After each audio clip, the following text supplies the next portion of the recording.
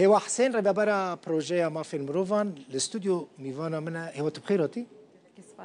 لما هاتم الاستوديو بديت بخبطكارين مرة بالسوراني داخفي بالسورانيا كسليماني داخفي بله وخا خلق قامشلوي بله السوراني تشوفير بيه الكفير بيه راستس بخوا خلق قامشلو من الويدا ليش دايك بومن ليش صالا 1980 ما كوتش كري هرمي كردستاني نودو حيش جنوتو هشتان بله والويدا ريجي ماما والويدا شو مكتب يجي سليماني بله جبر فيك ذكرم بالسورانيا كي كان سران سليماني ماي هرج دسبيك يعني اسبيجم يعني يك دو سال بشتي ما شونا هرمي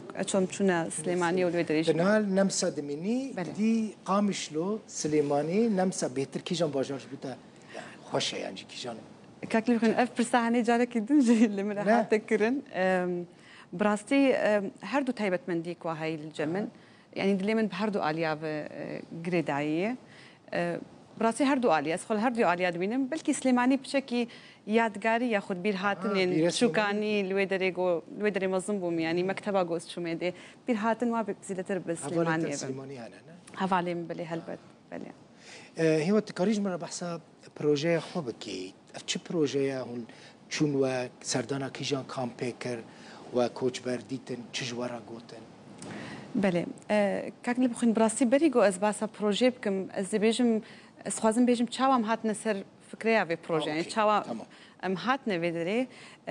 سالا رابردو هر وقت ویده میده ام وکو فدراسیونا جنان دیاسپورای کردستانی گو از بخوت تید بریوبرا دسیر ریوبریت کاردکم ام هاتنا باجری دهو که مدوی داری ورکشوپه که انجام ده با ماوی سی روزان دگل آفریتینگو ویده میده ناجین داعش بون دگل آفریتینگو جورج آوا کوچ کرنه هرمی کردستانی لسر بوارین تندرستی و درونی زیده تر دوی دمید سالارا بردوش مرا هاتا گوتنگو 2020 الهرمي كردستاني حفتش صدي او رخراوين علي كاربون الهرمي كردستاني كم بونن يعني هاتن فكشاندن الفيدري افقوتن من دقل خود برنمسا دمازي فريم ومن هول داس بشكل سيرفي مجاري هندك زيدتر زانياليا ورقدم جبرت شو سببي واجبرت شي جبر ويكي يكمين هنگاوج عليه جهي از بخوتي دكاردكم اس منشن ريختي ما في مروفان وكو يكمين هنگاو متخوزم دقل هفدب ام بخور نبيدري بروجي اما زيدتر لسر توجينويه ام بيجن بعربي بيجن بحث يعني ليكولين سر ليكولين سر دو مجاران بخد قال بدو مجارين قال لك جرينج بعد جريك دان يك جوان بلي كوچ بري وقت اماجي بيدا ياد الدوان لسر هرمي كردستاني بخوجي يعني دو بشن كوچ بري لسر كوچ بري نقولنا الهرمي كردستاني بينن وهروها بيش روجا كردين روجا آوای گل ویدری مین و چاوا بپاشی گو حکومت سوری يعني خرابو حکومتی کی نوهاتی کارو شاوا بالهرمي كردستاني چاوا به و روشان حال الویدری الهرمي كردستاني هگر هاتو مان الویدری ویچه تمینن هوا مثلا چون نوا کوچ بران وگر هيا يعني کوچ بر پشتی تک چون رژیم اسد وگریان قد براستي كاكل بخين ام دهوگه هشتن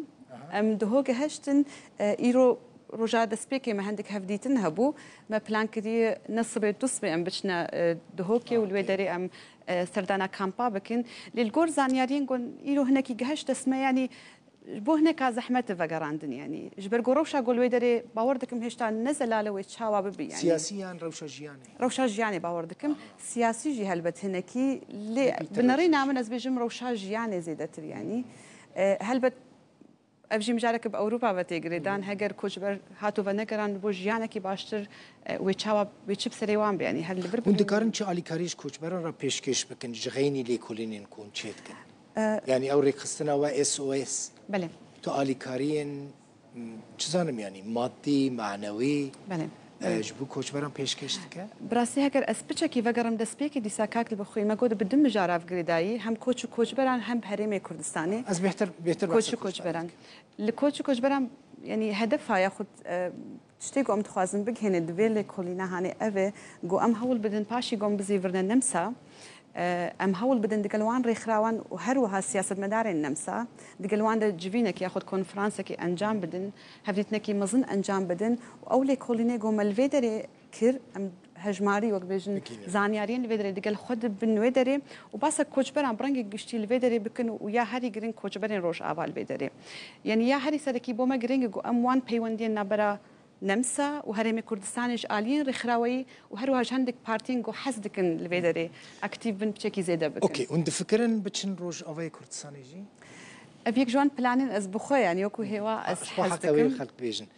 تو هاتي تخلق قامش لوي تلنمسا دميني هاتي الفيدري كارد كي فيتاري روج باجي بله براسي افصل بلكي درفتنا به او بلان الجماهيه نكل جمن تنيجي اللي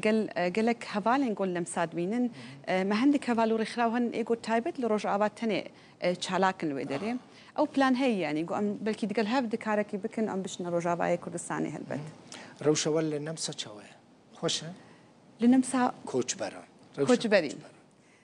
كاك اللي بخوي نها بشكي براستي هندي قران كاري تشيبوي السياسة يجي وكم زان لكلك ولاتين أوروبا جيلي ألبانيا نمسا بقشتي يعني بشكي جوان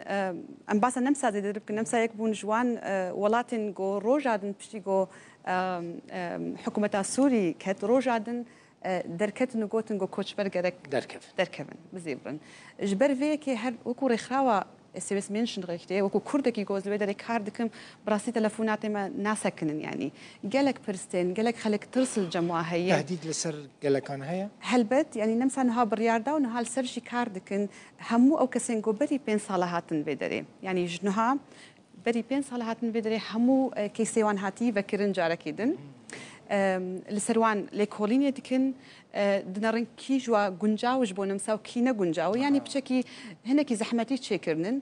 جبلي ولوجي جو نمسا بري دمكي قالكي كن بريار جيدا مخابن جو او كسين لويدرينن نمات كارن بالمان بيجن فاميليا تسامن فيهم يعني نمات كارن مالباتا خو لم شمل اخو دي سات شبكن يعني افجي هلبت غمجينيك جبوان كوجبرين جو بتني ورن برنجك كشتي سياسه نها سياسه كوجبري الويدري زحمت بوي راستي قالك سباس كيف خوش من دوي ما تديتي بري سالك تجوازي ورمت نهاتي جاريتات ايوا حسين ريفا برا بروجي ما في من روفان دنا كومالايا اس او اس تامي فوبي زور سباس